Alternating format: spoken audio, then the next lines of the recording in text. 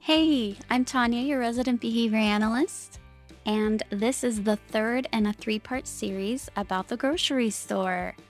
If you missed the other two videos, you can catch them on my channel, and I also have a blog linked below that I've written to go with this video. It talks about making a plan, setting expectations, and different things that you can do to address problem behaviors that your child might engage in while they're at the grocery store, which is technically what we're going to talk about here today. The first video in the series addressed setting events and your environment. The second video addressed having realistic expectations and how to choose what problem behaviors to work on. And today I want to talk about what to actually implement, different strategies that you can use for children that are younger versus children that are older. So let's get started. First up is older kids. Older kids do engage in different behaviors than younger kids do at the grocery store. They may not have full-on meltdowns. They might not be on the floor, but they're probably going to be arguing with you. They're going to be trying to sneak things into the cart. They're going to be trying to walk away to grab things to throw into the cart without your permission, those types of things.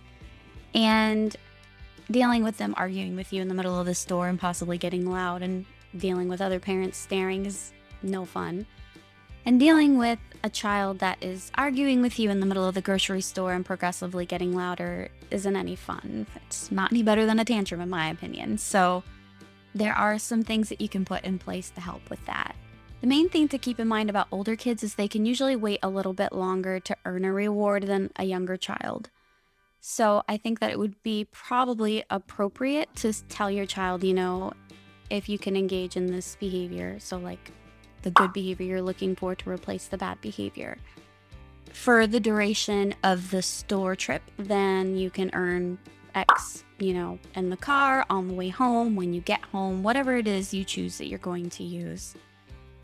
Speaking of rewards, you want to make sure that that reward is worth it to them. If it's something that they get all the time, they're not going to care.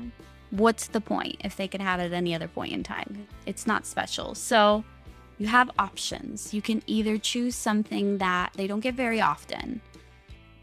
For some kids, that might be, grab an ice cream on the way home. But keep in mind, it has to be something that they love to do. Keep in mind, it has to be something that they actually want. So, if they sort of kind of like ice cream, it's not going to work. It's got to be something a little bigger. And if you can't do something big because you're strapped, we're all on a budget, that's perfectly fine as well. What you can do is take something that they love at home that they already have and simply set it aside just for the grocery store. That might be an Xbox, might be a tablet, might be a Switch. I don't know. Depends on your kid. It might be comics. I don't know. So find out what it is your child loves most and use it to your advantage. It's not hurting them. You're simply helping them get motivation to want to engage in appropriate behavior. I can hear you arguing with me already. What do you mean they have to earn it? They should just want to do what they're supposed to do. And that's just not really how it works. Think about the things that you do in life. We do things, yes, after a while, once we've learned them automatically because we're supposed to do them. But maybe we do them to avoid getting in trouble, right? You don't speed too much to avoid tickets. You do your job at work to get paid. So even in our day-to-day lives, we're engaging in specific behaviors that are appropriate in order to avoid possible punishment or to get access to rewards. It might not be getting paid. Maybe you can act appropriately with coworkers at work, and in return, they might help you out on a project. We engage in behaviors that are appropriate all day, every day, that we don't think about because we've been doing them for so long and we just expect our children to do the same. But in reality, when they're young, they have limited motivations because they have limited access to things, obviously. They can't drive places. They can't go wherever they want, whenever they want. And so it's important to give them reasons to want to do things. And there's nothing wrong with setting something aside to teach them a specific behavior at the grocery store. Once they've learned that behavior, then maybe you want to give it back and they can have it anytime. That's perfectly fine. Or maybe you want to set it aside and work on a different behavior. You're the parent. It's your responsibility to teach your child appropriate behaviors. And if that's what works, it's not doing any harm. It's also teaching your child the rules, engage in these specific behaviors, and you can access things by engaging in those behaviors. Like I said, we do it every day in our everyday life, so you're just kind of giving them a head start. It's going to help them in school, it's going to help them in sports, it's going to help them with other people. There's really nothing but benefits to gain from that. So once you've decided what this reward is going to be, it can also be a choice of rewards now that I think about it. You can always set a couple of things aside, or maybe you want to say, hey, do you want to earn your Xbox or do you want to earn a trip to McDonald's for a McFlurry? Something like that. And that helps too, because giving them choices helps give them control.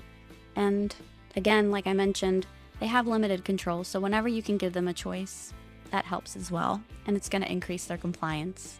So once you've chosen that reward, the first step is to explain the rules. Don't lie to them. Be very honest. Talk to them about what behaviors you're hoping that you can teach them. Explain why you've removed something or why you're going to offer something. And explain exactly what behavior you want them to engage in during the grocery store in order to gain access to that.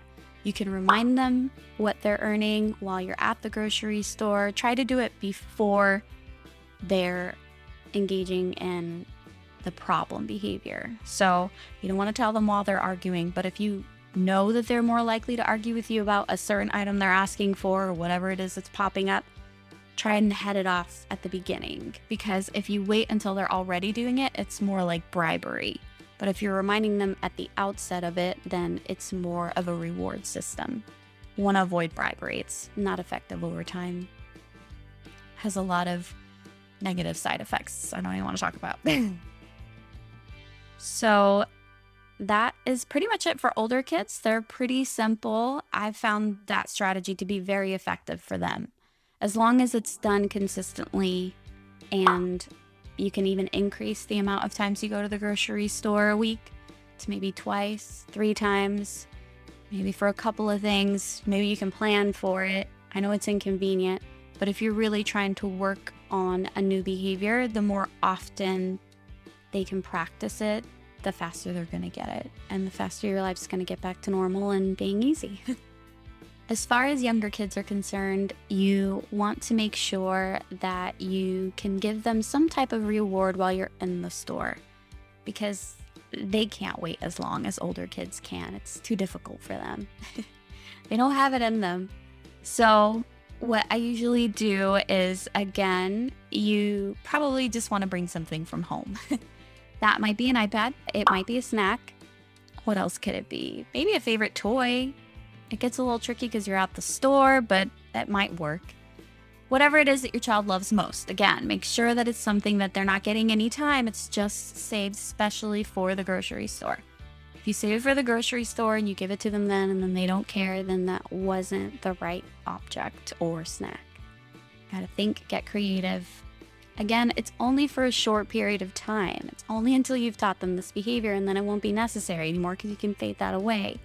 But at the outset, it's very important to have something that's really going to motivate them. It's also helpful if it's something that you can give in small doses, because for an older child, like I was saying, they need to engage in that behavior the whole trip in order to gain access to it at the end. But for a small child, obviously the triggers for that bad behavior, whether it's seeing a box of Cocoa Puffs or wanting to run down the aisle, those things are going to happen frequently. And so you're going to want to reward them for engaging in the correct behavior every single time.